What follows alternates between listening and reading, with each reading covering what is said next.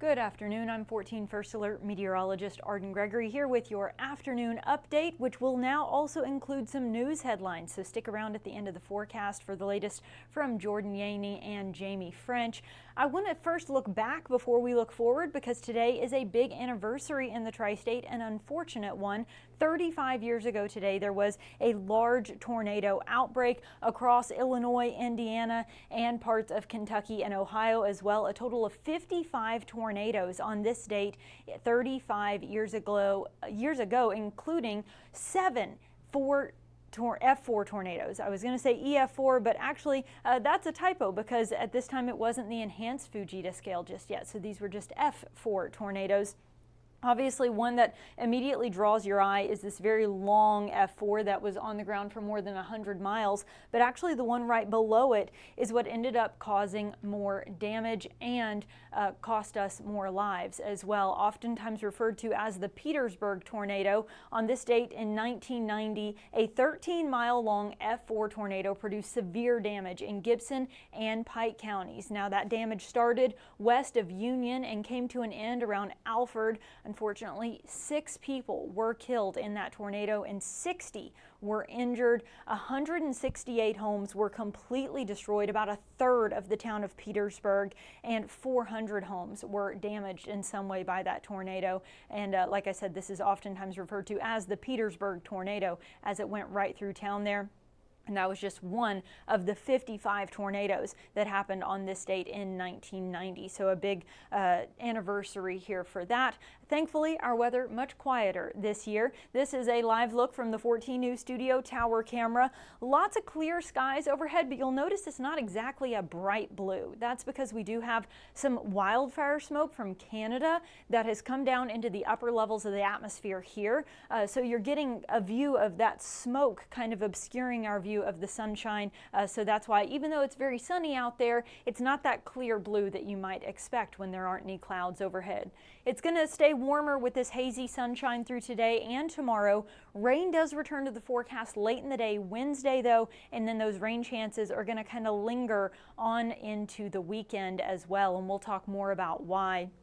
This is a current view of satellite and radar. Like I said, no clouds overhead, no rain to speak of, just a little bit of smoke in the upper levels of the atmosphere. Our temperatures are currently sitting in the lower 80s. It's 81 in Newburgh, Evansville, Henderson, and Madisonville right now. Mount Carmel at 82, Oakland City at 83, and I think we'll tack on a couple more degrees before the day is over. We'll probably top out somewhere in the mid 80s in most locations this afternoon as the sunny skies continue.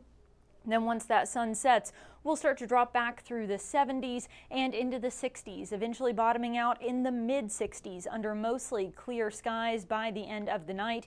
Then tomorrow, another day of this hazy sunshine. It will be a little bit breezy tomorrow, but those winds are coming from the south, so that'll pull warmer air into the tri-state. That's going to help push our temperatures a little further. I think we'll at least get into the upper 80s. It's very possible we'll even break 90 for the first time this year. We did hit 89 back in mid-May. I think tomorrow we may crack 90 for the first time.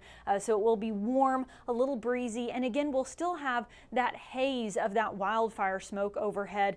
Right now we've still got that smoke overhead and it'll be with us through the rest of the day today, but as we go through tomorrow, notice we start to get into some of those orange colors there, indicating some heavier smoke over the region. It's still not going to come down low enough in the atmosphere to impact the air that we breathe, so I don't expect any changes to the air quality, but just when you look up at the sky, even though you would expect clear blue, it'll have that kind of gray, hazy look to it due to that wildfire smoke. So again, no real impact other than it will make the sky look a little less blue. Something that'll help clear the air is we've got rain on the way then through the second half of the week and maybe even lingering into the weekend.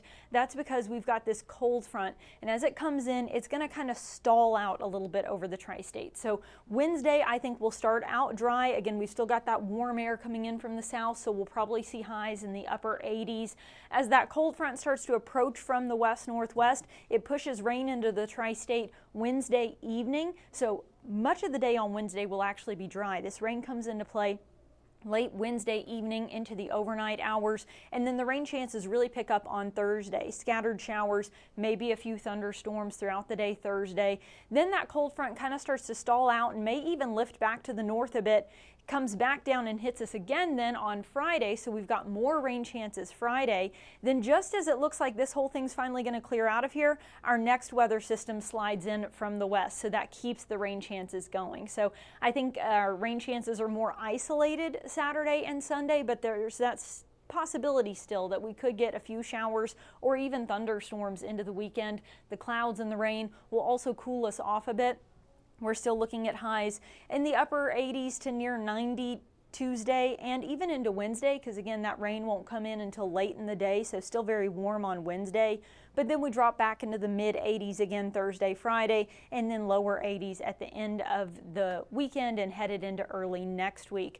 Looking beyond that then, from Tuesday, June 10th up through the 16th, expect a trend back toward average temperatures, so probably seeing those lower 80s hang around for a while, but still showing a trend toward above average precipitation. So we may have a wetter weather pattern in general as we get toward the middle of June. Here's that 7-day forecast, just kind of a snapshot of everything we just talked about. Tomorrow, mostly sunny, a little breezy, and possibly our warmest day of the year so far with a high around 90. Again, the skies will have that hazy look to it, but plenty of sunshine and dry. Rain comes into play late in the day on Wednesday, rain likely Thursday, and again on Friday with more isolated chances then as we head into the weekend. Good afternoon, Jeanette Rice and Tony Rhodes. Glad to see that you're both in the comments today. As always, I do check in on the comments just to try and answer any questions you have, but this forecast is pretty straightforward, so it doesn't look like we have any questions today. I'm going to go ahead and wrap up the forecast, but stick with us because Jordan Yaney and Jamie French will be joining you with your latest news headlines. That's a new segment we're going to start doing here in the afternoon update. So I'm going to wrap up the forecast. Jeff will be back with the 14 First Alert Weather Show tonight at 9 as always. That will still be all weather on the streaming platform, so however you're watching me right now, you can catch Jeff then. But don't go anywhere. Jordan Yaney and Jamie French will be right back with your headlines. Breaking right now, a shutdown on I-69. Stay connected to the team you trust your way. We have a safety alert for all of you moms and dads out there. Get breaking news and investigations here on the 14 News app. Storms rolling into the tri-state. Get instant forecasts and real-time weather alerts here on the 14 First Alert Weather app. And stream live on your TV here or watch anytime on your schedule. We're covering breaking news. Indiana State. Stay connected to 14 News wherever you are.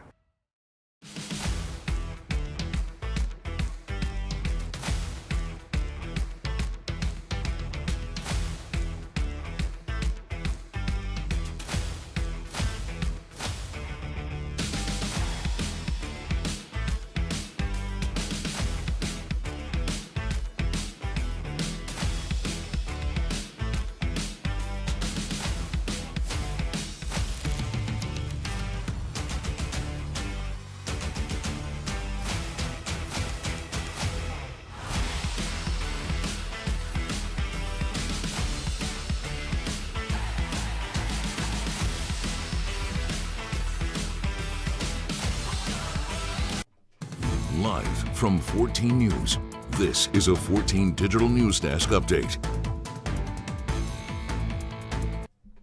Good afternoon, everyone. Welcome to our first ever news update, I News guess, to our update, streaming yeah. show after our weather show. Jamie French and Jordan Yaney here to bring you a couple of top headlines happening right now in our area. Yeah, that's exactly right. Of course, this is something we're going to continue to do, so bear with us as we work out some kinks, but we want to make sure we get you guys the latest information and a look at what's to come a little bit later tonight. So we are going to start with some continuing coverage, a story that we have been following out of Gibson County. Of course, we know that police tell us that a man is now arrested after 3 people were killed. 1 person was hurt in a shooting in Hobstadt. We do have some video we want to show you of that incident. Of course, we know the new information that we're learning today, we should say, is that those victims have been identified. According to a police affidavit, we are learning the victims are 64-year-old Lauren Waite, 81-year-old Gloria Garcia, 39-year-old Fernando Ramirez, a senior. Police tell us all of them were found dead in their car shotguns. We know that a fourth victim was still alive when crews arrived there at the scene, was flown to a hospital by helicopter. We're unsure about their condition at this point. And we also know that 77-year-old Patrick Waite was a person they took into custody at the scene. According to records from the court that we obtained on Friday, we learned that a juvenile actually told officers and deputies that he saw Waite shoot at least one of those people in the head and identified him there. He was arrested at that scene. We know he's facing several charges, including murder, and made his first appearance in court today. Now, Jamie, I was actually out at this scene on Friday, and Haley Kirby is covering the new updates for us today, but this is certainly a very sad situation and one that is still a little murky with us, even though we are getting updates, just because of the circumstances surrounding it. So when I was out there on Friday, of course, the night after it happened, this is a private neighborhood where this happened. It is a private road that we cannot access, so that makes talking to neighbors very difficult, people impacted by this, people that are around the area, which is something we like to do to help advance a story and bring that story to you guys. That made it difficult for us to do, and also still just a lot of questions about a motive. Why did this happen? Something that we're still working to learn and hoping to get some more updates with Haley's story tonight. Yeah, I want to give you guys another look at that suspect here. Patrick Waite, 77 years old. That's who police tell us was arrested. He is charged with 3 counts of murder, 1 count of attempted murder. He made his first court appearance virtually, and we learned through an affidavit from that court appearance was that he actually admitted to the crime. He, like we said, appeared in court virtually, and Waite admitted to shooting the victims. He told detectives, quote, "I'm as guilty can be." So we know that an autopsy is also scheduled for those victims today. Also, our Haley Kirby spoke with the sheriff in Gibson County this afternoon and learned a little bit about that sort of confession that Waite made in court today. So she's going to have more details on that. And like Jordan said, working to still get to the bottom of the motive here, and that's something we'll continue to follow as well. Absolutely. Very sad, tragic situation. Sheriff Bruce Vanhoven saying there will be justice in Gibson County when we talk to him about this murder, and now 3 murder charges for Waite. Let's transition to something maybe a little more positive for our streaming audience this afternoon. New things happening this summer for kids in Evansville through Evansville Mayor Stephanie Terry, right, Jamie? Yeah, that's right. She's created this new initiative in Evansville, and she's calling it My Summer Ride, which is a wonderful name. I think that's so fun. It's a new pilot initiative, and she wants to give free Mets bus rides to youth in the area. This can be if they're trying to go to their summer job, or if they're trying to just go to hang out at the city pool with their friends. It doesn't have to be for school-related activities. It's just for youth across the summer. Some details here. This is going to run most of the summer, June 2nd through August 2nd. Open again to all youth under 18, as well as students who are over 18. They just have to show some proof before they get on the bus that they are high school age, even though they're 18. I believe a student ID would work when you're getting those passes. But a part of this initiative for Mayor Terry, she says that she really just wants to reduce any sort of transportation barriers. If young people want to get to a job or a program at the library or at the park, or like we said, utilizing our city pools, this is just helping to eliminate, finding the ride to get there and things like that. So they can get those passes at a couple different places. I can pull up some information for you guys as well, too, so you have it on your screen here. In case anyone's watching on a phone and they want to screenshot this, maybe, of course, there's your dates where you can pick up those passes for them. CK Newsom Center, the Met Station, and then any public city pool as well, and a couple other requirements as far as age goes. But this is a really neat initiative that Mayor Terry is starting here in Evansville, and I think it'll be greatly utilized. Yeah, something really unique. And again, limiting those barriers for people under 18. And again, if you're over 18, just showing a student ID or a report card, or just using some slang that only an 18-year-old would know. Yeah, I think that'll probably get you on the bus as well. But no, just a really cool thing. And again, running through August 2nd, which I believe is probably right around or the day of the start of the EVSC school year. So really cool thing that they're doing there for sure. One last thing that we want to talk about before we let you go off into your afternoon, into your evening, is some new information on that flooding in Western Kentucky that we have been following since April, specifically with FEMA in McLean County, Jamie. Yeah, some changes being made here. Of course, this is all about the flooding. It's not necessarily any sort of tornadoes that we've experienced, because we know there's been quite a few of those, but this is specifically for the flooding there in McLean County. They're extending that deadline to really help people take the time to fill out that FEMA application. It's kind of a bear to do. It's a long process. So it was initially a June 25th deadline. Now McLean County officials have extended that to July 25th. So there are several things you can do if you need FEMA assistance and you were impacted by the flooding.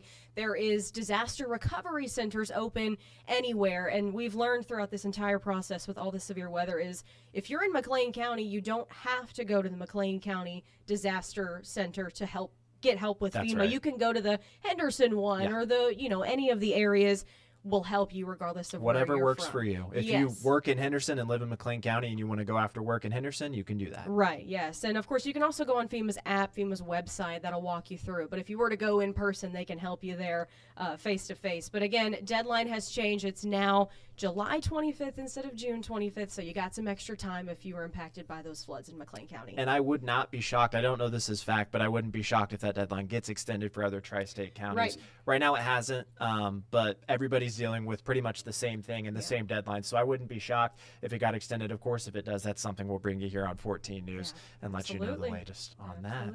So a couple news headlines for you this afternoon to go along with weather. As Arden told you at the beginning of our stream, this is something we're going to start to do regularly, either with myself, Jamie French, Robinson Miles, just bringing you a couple of our top stories that we're following that have progressed throughout the day or things you need to know in the afternoon going into this evening. But of course, we will have a full show tonight, 14 News at 4 with Jamie French. I'll join her for 14 News at 5, 14 News at 6, and 14 News at 10.